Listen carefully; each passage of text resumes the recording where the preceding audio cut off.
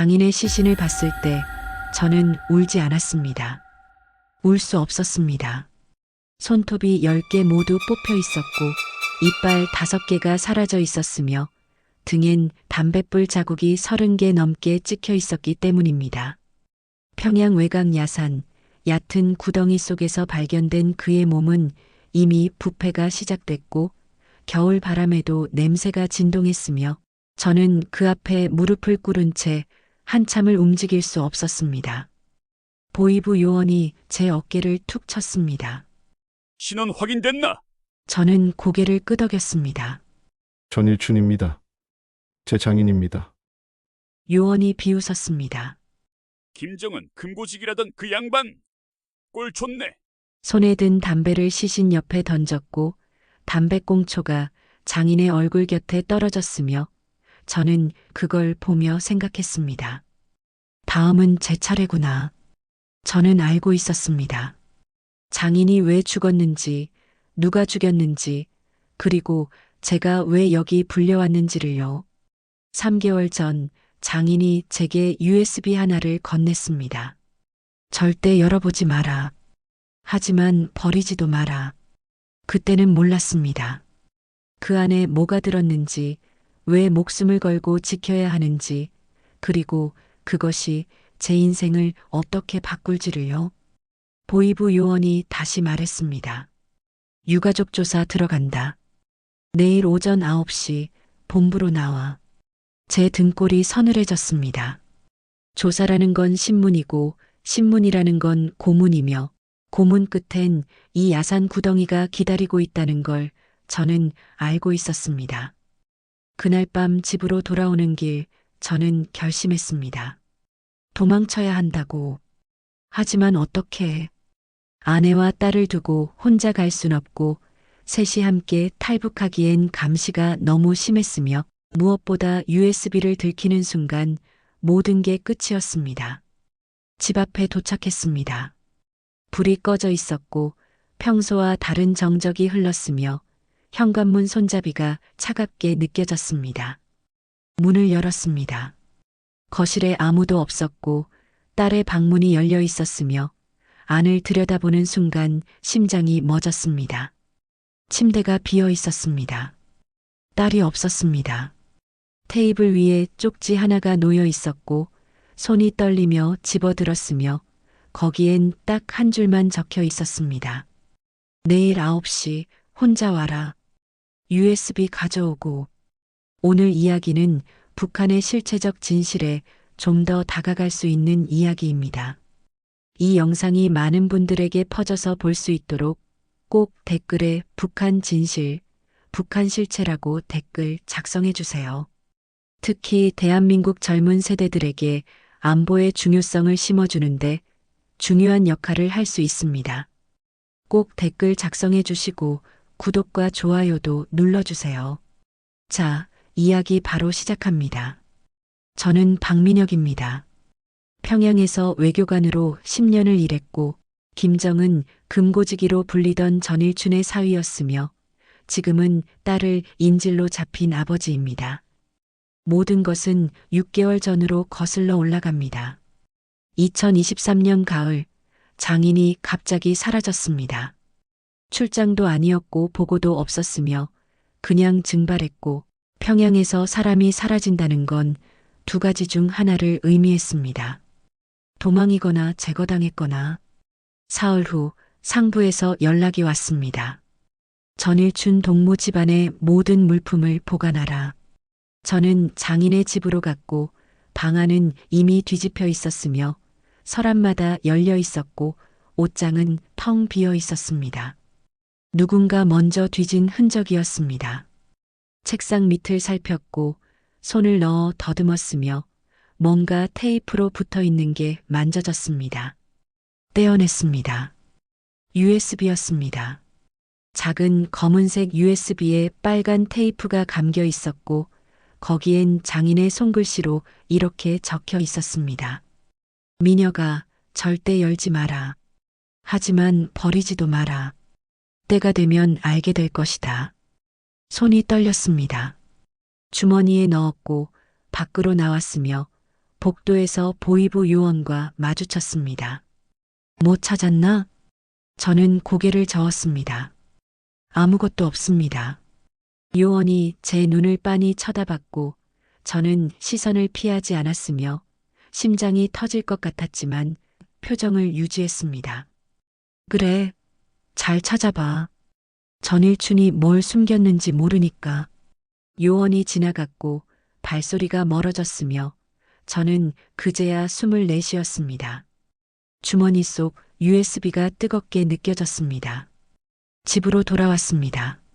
아내가 문을 열어주었고 표정이 심상치 않았으며 눈이 빨갛게 충혈돼 있었습니다. 아버님 소식 들었어요? 저는 고개를 저었습니다. 아직 아무것도 모르겠어요. 거짓말이었습니다. 저는 알고 있었습니다. 장인이 위험한 것을 알았고 그래서 사라졌으며 이 USB 안에 그 비밀이 들어있다는 거요. 하지만 아내에게 말할 순 없었습니다. 아는 게 많아질수록 위험해지고 위험해질수록 제거당할 확률이 높아지며 저는 아내까지 잃을 순 없었습니다. 그날 밤 딸이 잠든 후 저는 USB를 꺼내봤습니다. 컴퓨터에 꽂으려다 멈췄고 손이 떨렸으며 장인의 말이 귓가에 맴돌았습니다. 절대 열지 마라. 왜일까요? 무엇이 들어있길래 열지 말라고 했을까요? 저는 USB를 다시 책상 서랍 깊숙한 곳에 숨겼고 자리에 누웠으며 잠이 오지 않았습니다. 일주일이 지났습니다. 장인에 대한 소식은 여전히 없었고 상부에서도 연락이 끊겼으며 그냥 조용했습니다. 너무 조용했습니다. 그러던 어느 날 출근길에 낯선 남자가 제게 다가왔습니다. 박민혁 동무? 저는 멈춰섰습니다. 누구십니까? 남자가 웃었습니다. 친구분 찾고 계시죠? 전일춘 동무. 등골이 서늘해졌습니다. 장인 얘긴 어떻게 해? 남자가 제 말을 끊었습니다. 장인 어른이 물건 하나 맡기셨을 겁니다. 작고 검은색인 거요. USB였습니다. 이 남자는 USB를 알고 있었습니다. 모르는 얘긴데요. 저는 시치미를 뗐습니다. 남자가 한 발 다가왔고 목소리를 낮췄으며 차갑게 속삭였습니다. 딸 이름이 뭐였죠? 아, 수진이? 올해 7살. 귀엽더군요. 어제 유치원에서 봤습니다. 온몸이 얼어붙었습니다. 당신이 뭔데? 남자가 제 어깨를 툭 쳤습니다. 생각해 보세요. 그 물건 누구한테 주는 게 딸한테 좋을지. 남자가 돌아섰고 군중 속으로 사라졌으며 저는 그 자리에 한참을 서 있었습니다. 손이 떨렸습니다. 이들은 제 딸까지 알고 있었고 유치원까지 미행했으며 언제든 손을 쓸 수 있다는 걸 분명히 했습니다. 그날 저녁 저는 USB를 다시 꺼냈습니다. 이번엔 열기로 결심했고 무엇이 들었든 알아야 한다고 생각했으며 모르는 것보다 아는 게 낫다고 판단했습니다. 컴퓨터에 꽂았습니다. 파일이 열렸고 장인의 목소리가 흘러나왔으며 녹음 상태가 좋지 않았지만 분명히 장인의 목소리였습니다. 미녀가 이 녹음을 듣고 있다면 나는 이미 죽었을 것이다. 심장이 쿵 내려앉았습니다. 나는 36국 회계 책임자였다. 김정은의 금고를 관리했고 모든 거래를 기록했으며 그 과정에서 알아선 안 될 것을 알았다. 녹음이 잠시 끊겼고 장인이 심호흡하는 소리가 들렸으며 다시 이어졌습니다. 장성택이 죽은 이유를 아느냐? 권력투쟁? 아니다. 돈이었다. 그가 36국 자금 일부를 빼돌렸고 나는 그 증거를 찾으라는 명령을 받았다. 손에 땀이 났습니다. 나는 찾았다. 스위스 은행 계좌, 거래 내역, 모든 것. 하지만 그 과정에서 또 다른 진실을 발견했다. 녹음이 다시 끊겼고 이번엔 더 길게 침묵이 흘렀으며 장인의 숨소리만 들렸습니다. 진짜 범인은 따로 있었다. 장성택은 누명이었고 진짜 자금을 빼돌린 건 그 순간 문이 열렸습니다. 아내가 들어왔고 제 모습을 보더니 표정이 굳었으며 화면을 보는 순간 손으로 입을 막았습니다. 저는 재생을 멈췄습니다. 여보. 아내가 천천히 다가왔고 제 손을 잡았으며 떨리는 목소리로 물었습니다. 그게 뭐예요? 저는 대답할 수 없었습니다. 아내의 눈에서 눈물이 흘러내렸고 고개를 저었으며 작은 목소리로 말했습니다. 열지 말았어야 했어요. 맞습니다. 열지 말았어야 했습니다. 하지만 이미 늦었고 저는 진실의 일부를 봤으며 이제 돌이킬 수 없었습니다. 그리고 그날 밤 집 밖에서 차가 멈추는 소리가 들렸고 차문이 열리는 소리가 났으며 발걸음 소리가 계단을 올라왔습니다. 누군가 우리를 찾아온 겁니다. 문을 두드리는 소리가 울렸습니다. 똑똑똑. 3번. 저는 아내를 보았고 아내는 딸의 방을 바라봤으며 우리는 말없이 서로를 이해했습니다. 딸을 지켜야 한다. 문을 열었습니다. 보이부 요원 둘이 서 있었고 한 명은 손에 서류 뭉치를 들고 있었으며 다른 한 명은 담배를 피우고 있었습니다. 박민혁 동무. 저는 고개를 끄덕였습니다. 장인 전일춘의 유품조사 건으로 왔습니다. 협조 부탁드립니다. 말은 부탁이었지만 명령이었고 저는 문을 열어주었으며 요원들이 안으로 들어왔습니다. 한 명이 거실을 둘러봤고 다른 한 명은 방 안으로 들어갔으며 서랍을 열고 옷장을 뒤지기 시작했습니다. 아내가 제 옆에 섰고 손이 차갑게 떨렸으며 저는 아내의 손을 꽉 잡았습니다. USB는 책상 서랍 깊숙한 곳에 숨겨져 있었고 이중 바닥 밑에 테이프로 붙여뒀으며 웬만해선 찾을 수 없을 겁니다. 하지만 만약 찾는다면 생각하고 싶지 않았습니다. 요원이 책상 앞에 섰고 서랍을 하나씩 열기 시작했으며 안에 든 물건들을 꺼내 뒤적였습니다.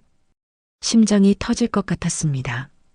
첫 번째 서랍, 두 번째 서랍, 세 번째 서랍을 열었고 USB가 숨겨진 맨 아래 서랍에 손을 뻗었으며 저는 숨을 멈췄습니다. 서랍이 열렸습니다. 요원이 안을 뒤졌고 종이 몇 장을 꺼냈으며 한참을 살펴보더니 다시 넣었습니다. 이중 바닥을 못 찾았습니다. 저는 조용히 숨을 내쉬었고 아내의 손에 땀이 흥건했으며 요원은 다른 방으로 이동했습니다.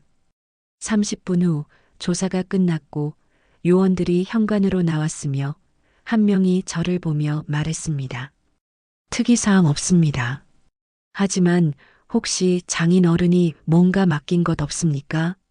저는 고개를 저었습니다. 아무것도 없습니다. 요원이 제 눈을 빤히 쳐다봤고 저는 시선을 피하지 않았으며 침묵이 흘렀습니다. 그럼 됐습니다. 혹시 생각나는 게 있으면 연락 주십시오. 요원들이 나갔고 문이 닫혔으며 저는 그 자리에 주저앉았습니다. 다리에 힘이 풀렸고 온몸이 떨렸으며 아내가 제 어깨를 안았습니다. 괜찮아요. 지나갔어요. 하지만 괜찮지 않았습니다. 이들은 다시 올 것이고 다음엔 더 철저히 뒤질 것이며 언젠간 USB를 찾을 겁니다. 다음 날 저는 장인의 집으로 다시 갔습니다. 요원들이 뒤진 흔적이 역력했고 서랍은 모두 열려 있었으며 바닥엔 찢어진 서류들이 널려 있었습니다. 책상 밑을 살폈고 손으로 더듬었으며 뭔가 걸렸습니다. 장부였습니다. 두꺼운 회계장부가 책상 뒤편에 테이프로 붙어 있었고 요원들이 놓친 겁니다. 떼어냈습니다. 표지엔 아무것도 적혀 있지 않았지만 무게감이 심상치 않았고 첫 페이지를 넘기는 순간 숨이 막혔습니다. 프랑스산 와인 1병, 미화 $3,000, 이탈리아산 캐비어 50만 유로, 스위스 시계 200만 달러. 개인 별장 설비 공사비 500만 달러. 숫자들이 빼곡하게 적혀 있었고 금액 단위가 일반 노동자의 평생 월급이었으며 한 페이지에만 수십 개 항목이 나열돼 있었습니다. 다음 페이지를 넘겼습니다. 수취인 이름이 적혀 있었고 평양중앙당 고위 간부들의 이름이 줄줄이 나왔으며 그들이 받은 금액과 물품 목록이 상세히 기록돼 있었습니다. 손이 떨렸습니다. 고난의 행군 시절을 떠올렸고 우리 집도 굶주렸으며 어머니는 옥수수죽 한 그릇을 사흘에 한 번 끓이셨고 아버지는 배급소 앞에서 일주일을 줄 서다가 빈손으로 돌아오셨습니다. 저는 8살이었고 배가 너무 고파 흙을 먹었으며 동생은 영양실조로 죽었습니다. 그런데 이 장부 속 사람들은 그 시절에도 프랑스 와인을 마시고 있었습니다. 동생이 죽어가는 동안 이들은 캐비어를 먹고 있었습니다. 어머니가 우시는 동안 이들은 스위스 시계를 차고 있었습니다. 가슴이 터질 것 같았습니다. 분노가 치밀어 올랐고 손에 든 장부를 집어 던지고 싶었으며 이 모든 걸 불태워버리고 싶었습니다. 하지만 멈췄습니다. 이건 증거였고 진실이었으며 세상이 알아야 할 기록이었습니다. 장부를 가방에 넣었고 집으로 돌아왔으며 아내에게 보여주었습니다. 아내가 페이지를 넘기다가 멈췄고 한 페이지를 손가락으로 가리켰으며 거기엔 아내 아버지, 그러니까 제 장인의 이름이 적혀 있었습니다. 36국 회계 책임자 전일춘, 수령님 생일 선물 구매권, 총 300만 유로. 아내의 얼굴이 하얗게 질렸고 손으로 입을 막았으며 눈물이 흘러내렸습니다. 아버님도 이 일을 하셨던 거예요? 저는 고개를 끄덕였습니다. 하지만 선택권이 없었을 겁니다. 아내가 울기 시작했고 저는 아내를 안았으며 우리는 한참을 그렇게 있었습니다. 그날 밤 저는 외교관으로 일하며 벌어온 10년치 월급을 계산해 봤습니다. 총 미화 10만 달러 정도였고 제가 조국을 위해 벌어온 돈이었으며 인민을 위한 일이라고 믿었던 10년의 결과였습니다. 그런데 이 장부 속 한 사람이 1년에 쓰는 돈이 500만 달러였습니다. 제 50년치였습니다. 동생이 굶어 죽었는데 이들은 와인 한 병에 제 1년치 월급을 썼습니다. 어머니가 옥수수 죽을 끓이는 동안 이들은 캐비어 한 접시에 제 평생 월급을 썼습니다. 배신감이었습니다. 제가 믿어왔던 모든 것이 거짓이었고 제가 일해온 10년이 한 사람의 사치를 위한 시간이었으며 인민은 굶주리는데 한 사람은 배를 채우고 있었습니다. 저는 그날 밤 처음으로 이 나라를 증오했습니다. 2023년 겨울 평양중앙당 회의실에서의 일이었습니다. 저는 외교 보고를 준비하며 회의에 배석했고 그날 한 국장급 간부가 보고 도중 김정은 앞으로 다가갔으며 서류를 건네려는 순간 김정은이 손을 휘저으며 소리쳤습니다. 입냄새나. 물러서. 회의실 공기가 얼어붙었습니다. 그 간부는 그 자리에서 무릎을 꿇었고 고개를 땅에 박았으며 온몸이 부들부들 떨리고 있었습니다. 김정은이 옆 간부를 보며 말했습니다. 저 자식 누구야? 문화선전부 박 국장입니다. 김정은이 웃었습니다. 그리곤 갑자기 테이블을 손으로 쳤고 둔탁한 소리가 회의실에 울렸으며 무릎 꿇은 간부가 온몸을 움츠렸습니다. 입냄새 관리도 못하는 새끼가 무슨 문화선전을 해? 아무도 대답하지 못했습니다. 김정은이 다시 말했습니다. 당장 교체해. 그리고 앞으로 보고할 땐 입 다물고 고개 숙여. 냄새 안 맡게. 예. 모든 간부가 일제히 대답했고 무릎 꿇은 박 국장은 그대로 끌려나갔으며 회의가 재개됐습니다. 다음 날부터 모든 간부가 보고 전 양치를 3번씩 했고 마늘과 양파를 절대 먹지 않았으며 심지어 보고 당일엔 굶는 사람도 있었습니다. 저는 그 광경을 보며 생각했습니다.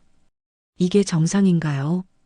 입냄새 하나로 한 사람이 교체되고 수십 명이 공포에 떨며 이게 과연 인민을 위한 나라인가요?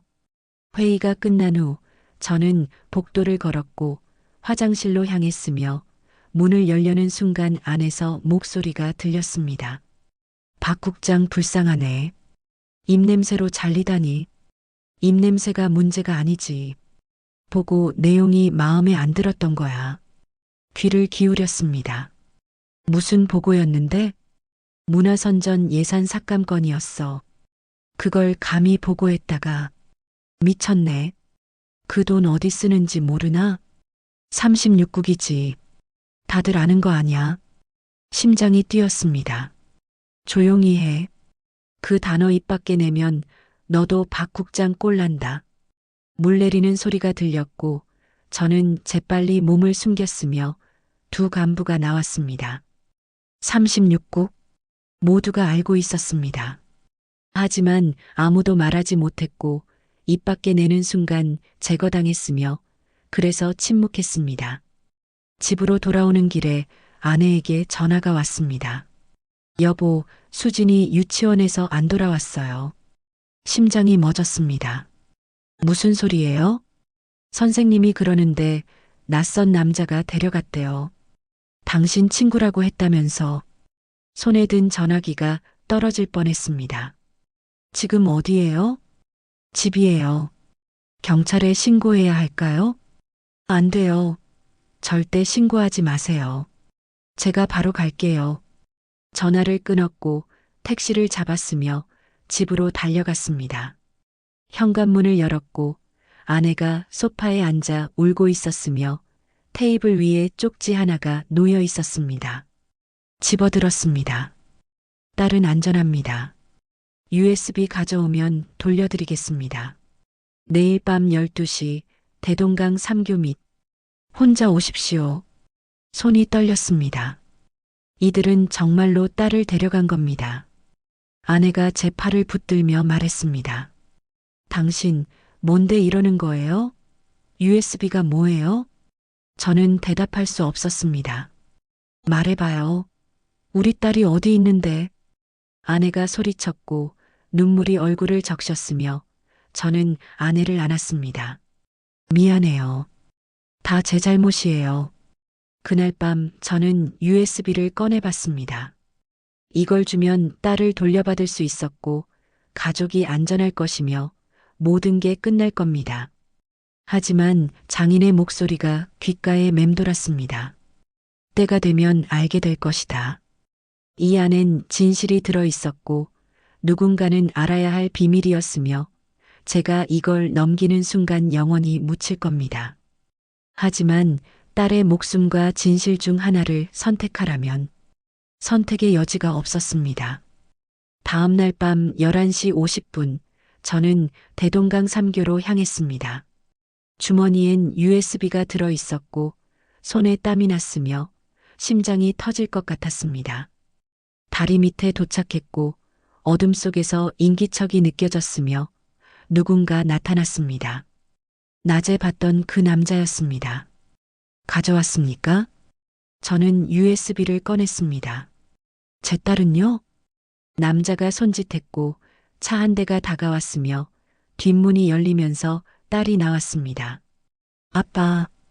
딸이 달려왔고 저는 딸을 안았으며 온몸이 떨렸습니다. 괜찮아? 응. 무서웠어. 남자가 손을 내밀었습니다. USB 주십시오. 저는 딸을 놓았고 USB를 건넸으며 남자가 받아들었습니다. 현명한 선택입니다. 남자가 돌아서려는 순간 제가 물었습니다. 당신들은 누구입니까? 남자가 멈춰섰고 뒤돌아보며 웃었으며 그 웃음이 섬뜩했습니다. 모르는 게 약입니다. 전일춘 동무도 너무 많이 알았죠. 남자가 차에 탔고 차가 떠났으며 저는 딸을 안은 채 그 자리에 서 있었습니다. 하지만 저는 알고 있었습니다. 제가 건넨 USB는 가짜였고 진짜는 아직 제 손에 있었으며 저는 방금 제 딸의 목숨과 진실을 모두 지킨 겁니다. 가짜 USB를 만든 건 이틀 전이었습니다. 저는 IT 기술자인 친구를 찾아갔고 빈 USB에 무작위 파일들을 넣어달라고 부탁했으며 친구는 묻지 않고 해줬습니다. 미녀가 무슨 일이야? 나중에 설명할게. 친구가 USB를 건네며 말했습니다. 조심해. 요새 평양 분위기 심상치 않아. 맞았습니다. 뭔가 달라지고 있었고 공기가 무거워지고 있었으며 사람들이 서로를 의심하기 시작했습니다. 대동강에서 돌아온 그날 밤 저는 진짜 USB를 다시 꺼냈습니다. 장인의 녹음을 끝까지 들어야 했고 진실을 알아야 했으며 더 이상 미룰 수 없었습니다. 재생 버튼을 눌렀습니다. 장인의 목소리가 이어졌고 아까 끊긴 부분부터 시작됐으며 저는 숨을 죽이고 들었습니다. 진짜 자금을 빼돌린 건 나였다. 심장이 멎었습니다. 아니, 정확히는 내가 시킨 게 아니라 명령을 받았다. 1번 동지의 명령이었다. 1번 동지. 그 단어가 다시 나왔습니다. 장성택은 그 사실을 알아챘고 나에게 증거를 요구했으며 나는 거절했다. 하지만 그는 계속 파고들었고 결국 녹음이 흔들렸고 장인이 울먹이는 소리가 들렸으며 한참 후 다시 이어졌습니다. 나는 장성택을 죽였다. 내 손으로 죽인 건 아니지만 내가 만든 거짓 증거가 그를 죽였다. 그리고 그 대가로 나는 살았다. 손이 떨렸습니다. 하지만 이제 내 차례가 온 것 같다. 1번 동지는 나를 믿지 않고 나도 너무 많이 알았으며 곧 제거될 것이다. 장인의 목소리가 잠겼습니다. 미녀가 이 USB를 세상에 알려라. 장성택은 억울하게 죽었고 진짜 범인은 따로 있다. 36국의 진실을 1번 동지의 정체를 모두 밝혀라. 녹음이 끝났습니다. 저는 한동안 멍하니 앉아 있었고 귓가엔 장인의 마지막 말이 맴돌았으며 눈앞이 하얗게 변했습니다. 장인이 장성택을 죽였다. 아니, 죽인 것이나 다름없었고 거짓 증거를 만들었으며 그 결과 장성택은 처형됐습니다. 2013년 12월 장성택 숙청 사건.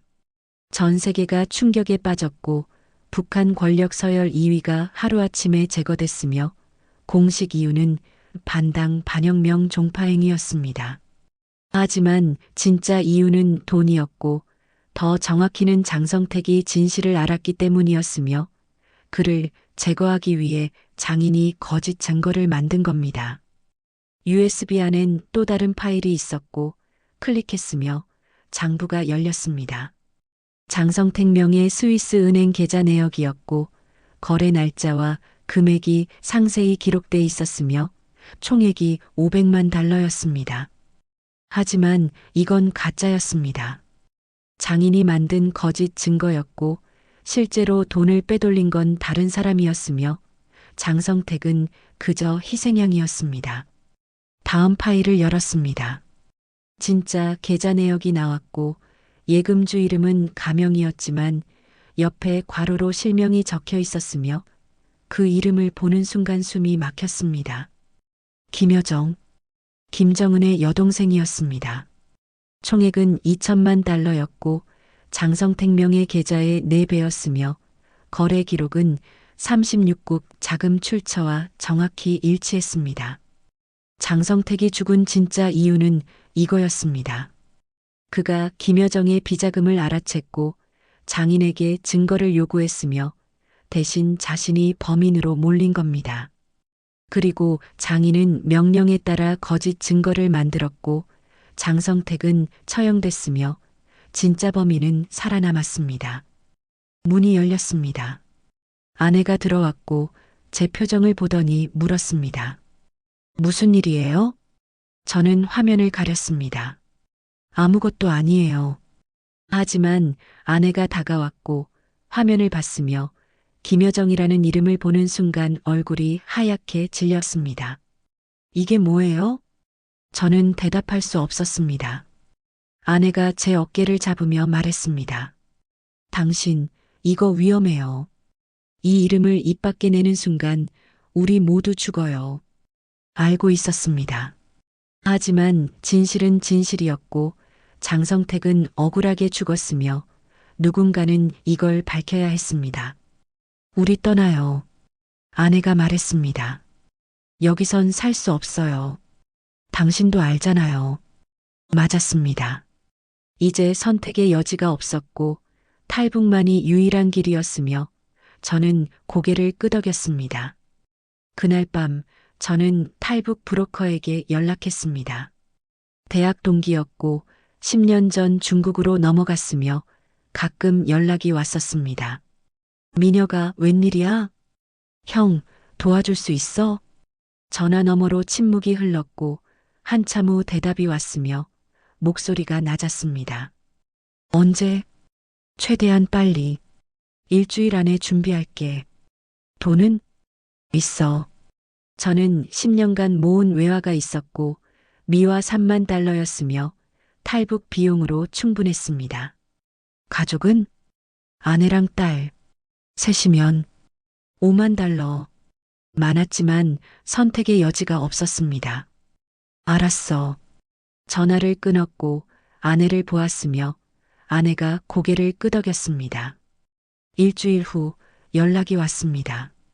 내일 밤 10시 양강도 해상 근처 강변. 정확한 위치는 내일 알려줄게. 심장이 뛰었습니다. 드디어였습니다. 하지만 그날 오후 집 앞에 차가 섰고 보이부 요원 셋이 내렸으며 문을 두드렸습니다. 문을 열었습니다. 요원 셋이 들어왔고 한 명은 중년이었으며 계급장을 보니 소령이었습니다. 박민혁 동무 동행해야겠습니다. 무슨 일입니까? 장인 전일충 관련 추가 조사가 있습니다. 심장이 식었습니다. 지금 가야 합니까? 지금 당장입니다. 아내가 제 팔을 붙들었고 딸이 방에서 나와 저를 보았으며 아빠 하고 불렀습니다. 괜찮아. 금방 올게. 거짓말이었습니다. 보이부에 끌려가면 돌아오지 못할 수도 있었고 추가 조사라는 건 신문이었으며 신문 끝엔 자백이 기다리고 있었습니다. 차에 탔습니다. 평양 보이부 본부로 향했고 도중에 창밖을 보았으며 거리엔 사람들이 평범하게 걷고 있었습니다. 저들은 모릅니다. 지금 이 순간에도 누군가는 끌려가고 누군가는 사라지며 누군가는 진실을 안다는 이유만으로 죽어가고 있다는 거리요. 본부에 도착했고 지하로 내려갔으며 좁은 신문실에 들어갔습니다. 책상 하나, 의자 둘, 그리고 구석에 CCTV가 있었고 붉은 불빛이 깜빡이고 있었습니다. 소령이 앉았고 저도 앉았으며 침묵이 흘렀습니다. 박민혁 동무, 솔직하게 답변하십시오. 예. 장인 전일춘이 동무에게 뭔가 맡긴 게 있습니까? 없습니다. 확실합니까? 예. 소령이 서류 하나를 꺼냈고 테이블에 놓았으며 거기엔 제 집 사진이 있었습니다. 일주일 전 동무집에서 보이부 조사가 있었습니다. 그때 발견하지 못한 물건이 있을 수 있다는 제보가 들어왔습니다. 등골이 서늘해졌습니다. 누가 제보했습니까? 그건 말할 수 없습니다. 하지만 신빙성 있는 제보입니다. 소령이 몸을 앞으로 기울이며 말했습니다. 마지막으로 묻겠습니다. USB 있습니까? 손에 땀이 났습니다. 없습니다. 소령이 한숨을 쉬었고 뒤로 기대었으며 천장을 보며 말했습니다. 박동무, 동무는 외교관입니다. 10년간 조국을 위해 일했고 충성스러운 당원이었습니다. 하지만 지금 거짓말하고 있습니다. 거짓말 아닙니다. 그럼 집에 다시 가서 찾아볼까요? 이번엔 더 철저히 뒤질 겁니다.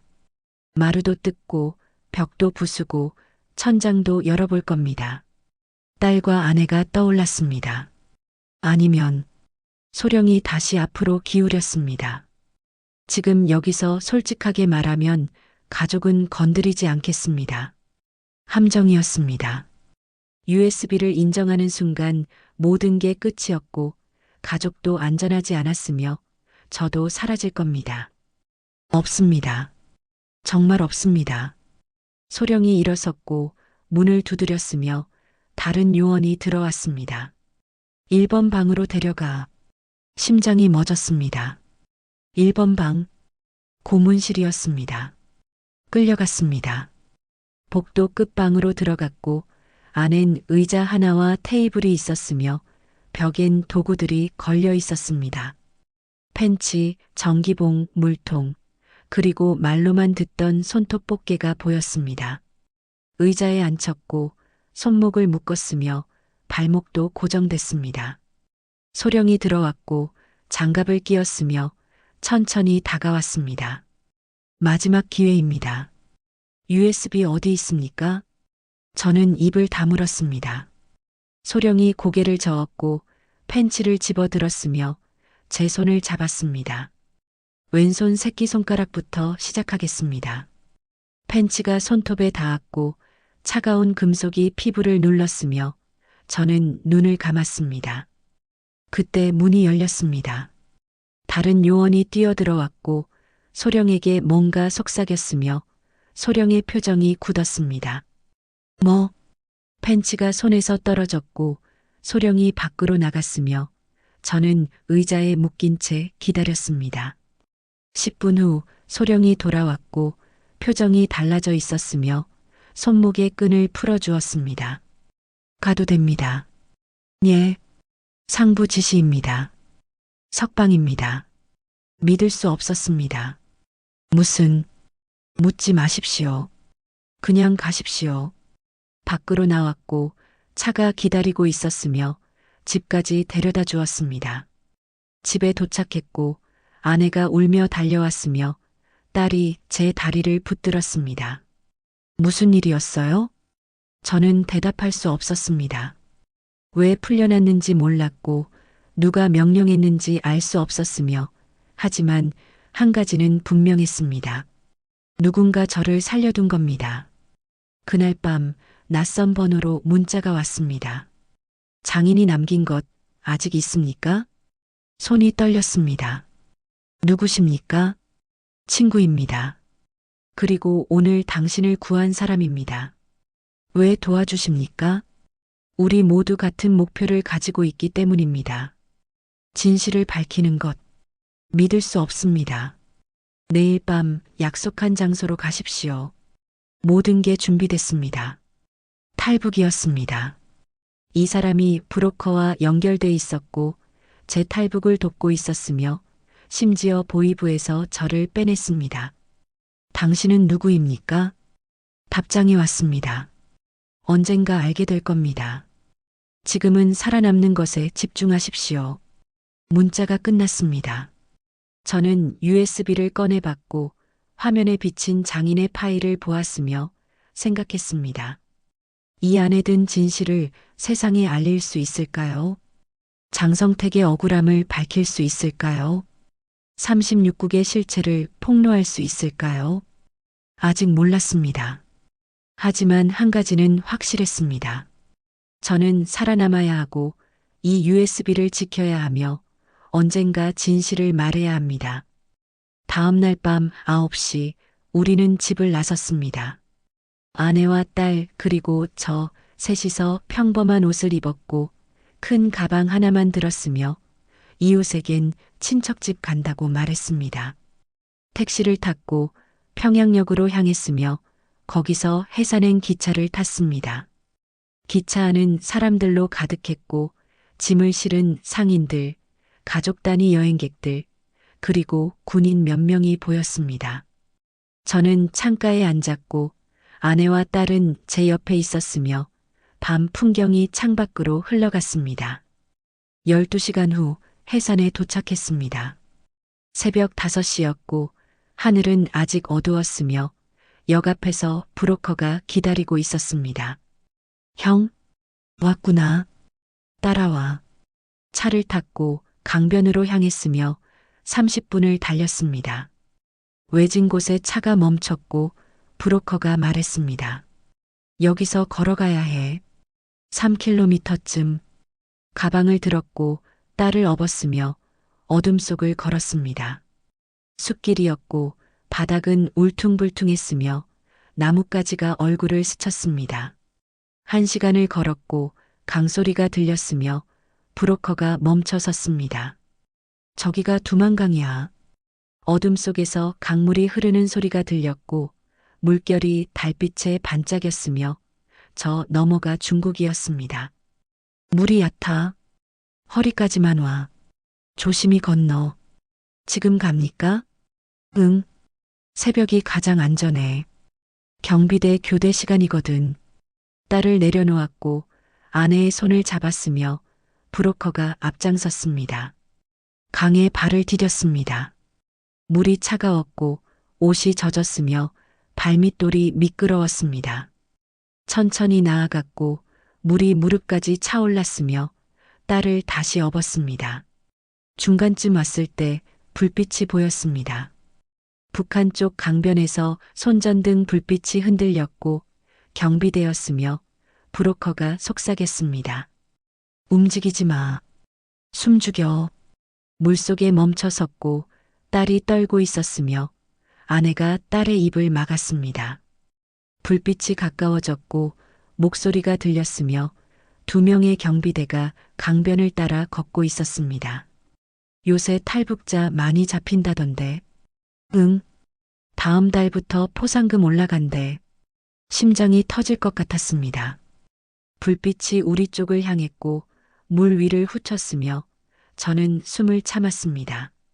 10초가 지났습니다.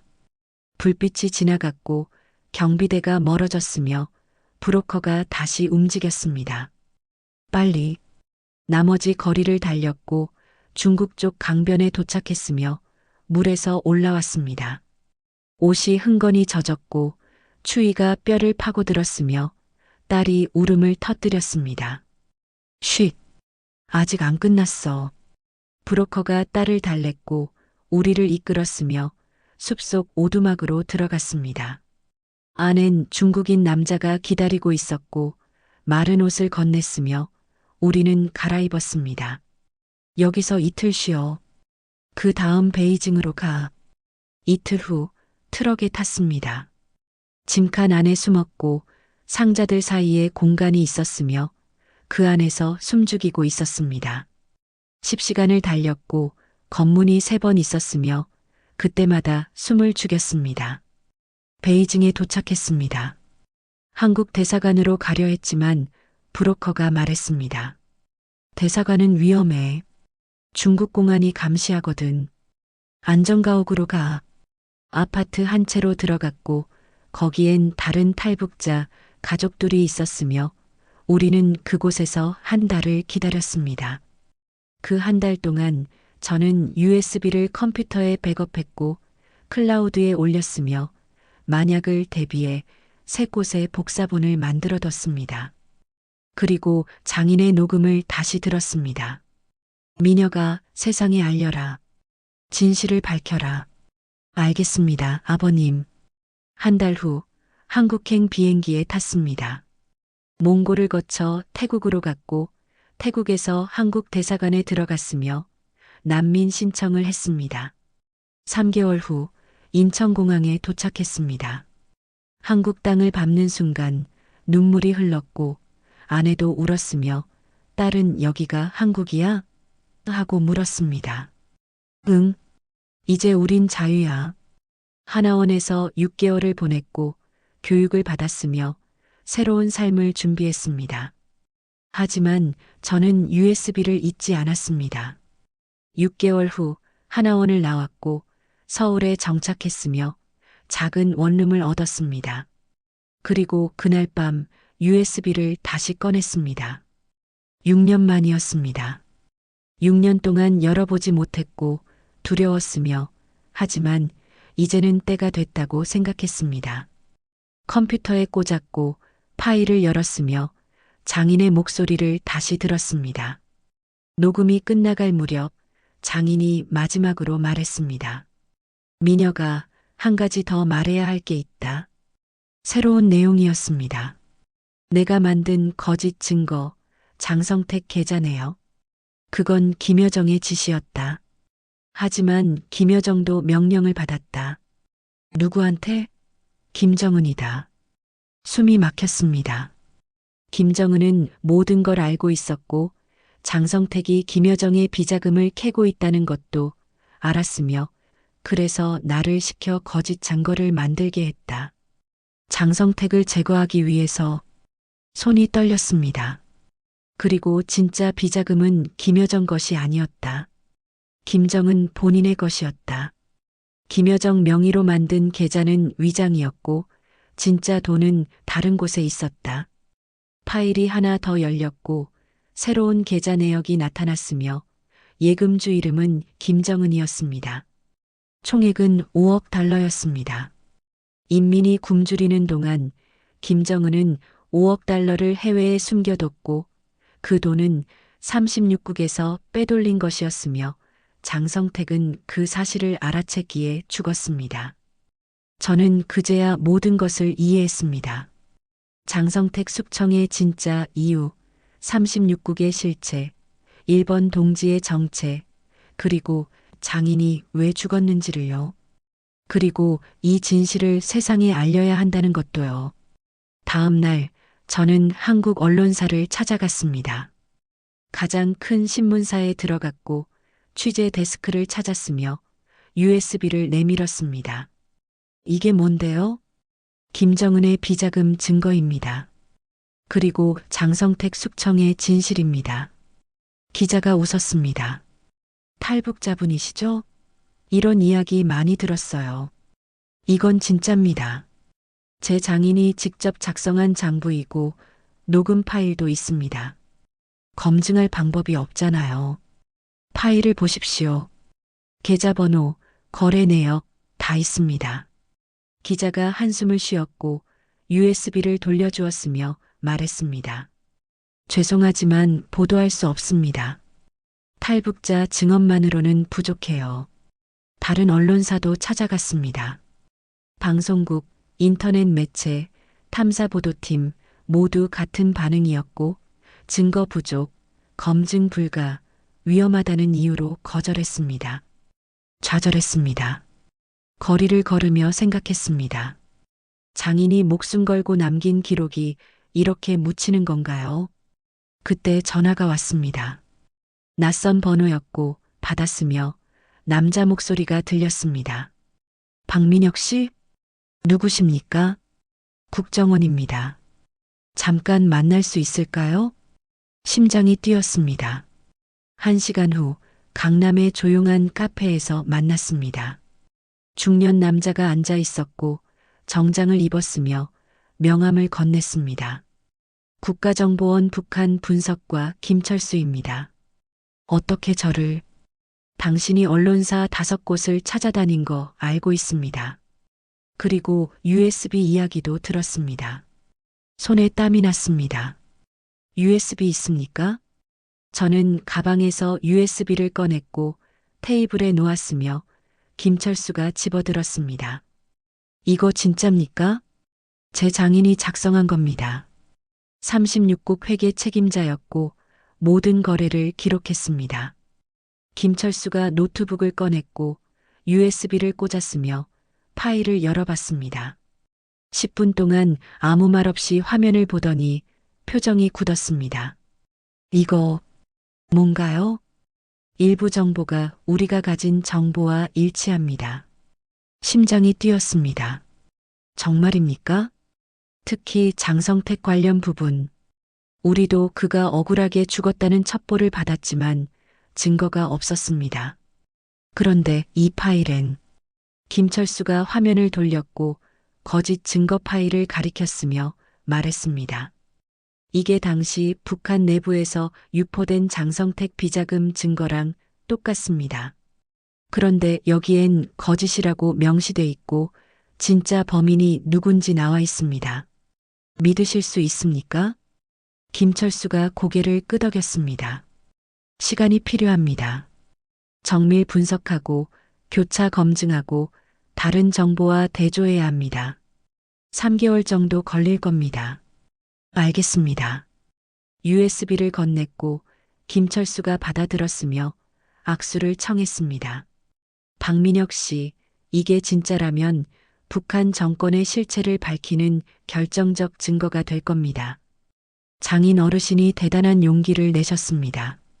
눈물이 났습니다. 감사합니다. 3개월 후 김철수에게서 연락이 왔습니다. 결과 나왔습니다. 만나시죠. 같은 카페에서 만났고 김철수가 보고서 한부를 건넸으며 표지엔 기밀 도장이 찍혀 있었습니다. 파일 내용 대부분이 사실로 확인됐습니다. 손이 떨렸습니다. 특히 36국 회계 구조는 우리가 파악한 것과 90% 일치하고 장성택 관련 내용은 우리가 몰랐던 새로운 정보를 포함하고 있습니다. 김정은 계좌는요? 김철수가 고개를 끄덕였습니다. 스위스 은행에 확인 요청했고 KJ유명의 계좌가 실제한다는 걸 확인했습니다. 물론 세부 내역은 못 받았지만 계좌 존재 자체는 확인됐습니다. 가슴이 뛰었습니다. 그리고 한 가지 더. 김철수가 목소리를 낮췄습니다. 당신 장인 전일춘. 그가 위험한 진실을 알았기 때문에 제거됐을 가능성이 높습니다. 이 파일은 북한 권력 구조의 핵심을 건드리는 내용이고 이걸 만든 사람은 살아남을 수 없었을 겁니다. 눈물이 흘렀습니다. 이 파일은 국가 차원에서 보관하고 북한 분석에 활용하겠습니다. 그리고 가능하다면 국제사회에도 공개할 계획입니다. 감사합니다. 김철수가 제 손을 잡았습니다. 당신 장인의 용기가 헛되지 않았습니다. 그리고 당신도 대단한 용기를 내셨습니다. 1년 후 유엔 인권이사회에서 북한 인권 보고서가 발표됐습니다. 그 보고서엔 김정은 정권의 비자금 운용 실태라는 섹션이 있었고 익명의 탈북자가 제공한 내부 자료를 바탕으로 작성됐다고 명시돼 있었습니다. 장성택 숙청의 진실도 일부 공개됐고 권력 투쟁이 아닌 비자금 은폐를 위한 제거였을 가능성이 제기됐으며 국제사회가 주목했습니다.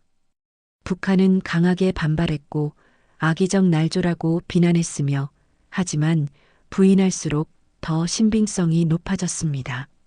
그리고 그해 겨울 저는 장인의 사진 앞에 앉았습니다. 촛불을 켰고 절을 올렸으며 조용히 말했습니다. 아버님, 세상이 이제 알게 됐습니다. 당신이 목숨 걸고 남긴 진실을요.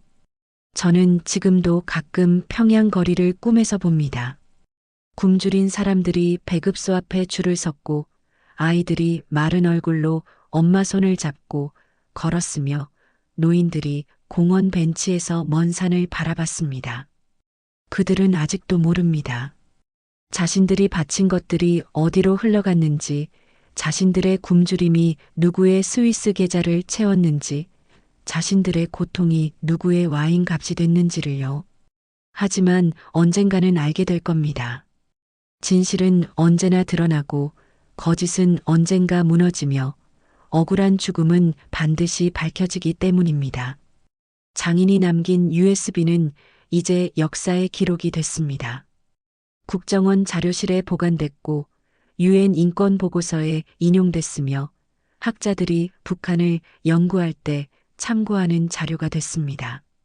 36국의 실체, 김정은의 비자금, 장성택 숙청의 진실, 그리고 한 회계사가 목숨 걸고 남긴 양심의 기록. 이 모든 것이 세상에 알려졌고 장인의 죽음은 헛되지 않았으며 저는 그 사실에 위안을 받습니다. 아내와 저는 지금 서울에서 작은 식당을 운영하고 있습니다.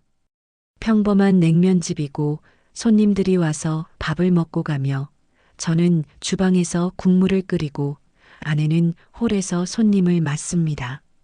딸은 초등학교에 다니고 친구들과 놀며 웃고 자유롭게 꿈을 꿉니다. 평범한 일상입니다. 하지만 저는 압니다. 이 평범함이 얼마나 소중한지, 자유롭게 숨쉬는 것이 얼마나 감사한 일인지, 진실을 말할 수 있다는 것이 얼마나 큰 특권인지를요. 어제 저녁 한 손님이 물었습니다. 사장님, 북한에서 오셨어요? 네. 힘들었겠어요. 저는 웃으며 대답했습니다. 지금은 괜찮습니다. 손님이 가고 가게 문을 닫았으며 아내와 함께 설거지를 하다가 창밖을 보았습니다. 서울의 밤은 불빛으로 가득했고 평양과는 너무도 달랐으며 저는 그 불빛을 보며 생각했습니다. 언젠가 평양에도 이런 불빛이 가득 차는 날이 올까요? 언젠가 북한 사람들도 자유롭게 진실을 말할 수 있는 날이 올까요? 언젠가 장인처럼 목숨을 걸지 않아도 양심을 지킬 수 있는 날이 올까요? 모르겠습니다. 하지만 저는 믿습니다. 그날은 반드시 온다고. 그리고 그날이 오면 장인의 USB는 더 이상 기밀 자료가 아니라 역사 교과서에 실리게 될 것이고 아이들이 배우게 될 것이며 한 사람의 양심이 세상을 바꿀 수 있다는 교훈을 얻게 될 것입니다. 집으로 돌아왔고 딸이 잠들어 있었으며 딸의 머리를 쓰다듬었습니다. 수진아, 넌 자유로운 나라에서 태어났구나. 할아버지가 지켜준 자유란다. 딸은 잠결에 미소를 지었고 저는 방을 나왔으며 작은 제단 앞에 섰습니다. 장인의 사진이 걸려 있었고 촛불을 켰으며 향을 피웠습니다. 아버님, 부디 평안하소서. 연기가 천천히 올라갔고 창밖엔 서울의 밤이 펼쳐져 있었으며 저는 조용히 절을 올렸습니다. 당신의 기록은 영원히 남을 것입니다. 당신의 용기는 헛되지 않았습니다. 그리고 당신의 손녀는 자유롭게 자라고 있습니다. 세상은 여전히 거칩니다. 북한엔 여전히 굶주리는 사람들이 있고 여전히 진실을 말하지 못하는 사람들이 있으며 여전히 장인처럼 제거당하는 사람들이 있습니다. 하지만 오래 묵은 한마는 조용히 풀려갔습니다. 장인의 죽음에 의미가 생겼고 그의 기록이 세상을 바꾸는 씨앗이 됐으며 저는 그 사실에 평안을 얻습니다. 누군가는 기록해야 할 일이 있습니다. 누군가는 말해야 할 진실이 있습니다. 그리고 저는 그 역할을 했을 뿐입니다. 창밖에서 빗소리가 들렸고 봄비가 내리고 있었으며 저는 창문을 열었습니다. 빗물이 거리를 적시고 공기가 촉촉해지며 새로운 계절이 시작되고 있었습니다. 장인이여, 부디 평안하소서. 당신의 이야기는 끝나지 않았습니다. 그리고 언젠가 통일된 한반도에서 당신의 기록은 교과서에 실릴 것이고 아이들이 배우게 될 것이며 한 사람의 양심이 역사를 바꿨다는 교훈을 얻게 될 것입니다. 그날까지 저는 이 이야기를 기억하겠습니다. 그리고 언젠가 딸에게도 전하겠습니다. 할아버지가 어떤 분이었는지, 무엇을 지키려 했는지, 그리고 그 용기가 우리 가족에게 자유를 선물했다는 것을요. 빗소리가 점점 커졌고 저는 창문을 닫았으며 방으로 돌아왔습니다. 아내가 잠들어 있었고 저도 침대에 누웠으며 눈을 감았습니다. 내일은 또 평범한 하루가 시작될 것입니다. 식당 문을 열고 손님을 맞고 냉면을 삶고 저녁에 가게 문을 닫고 집으로 돌아오고 딸과 함께 저녁을 먹고 TV를 보고 잠들 것입니다. 평범한 일상.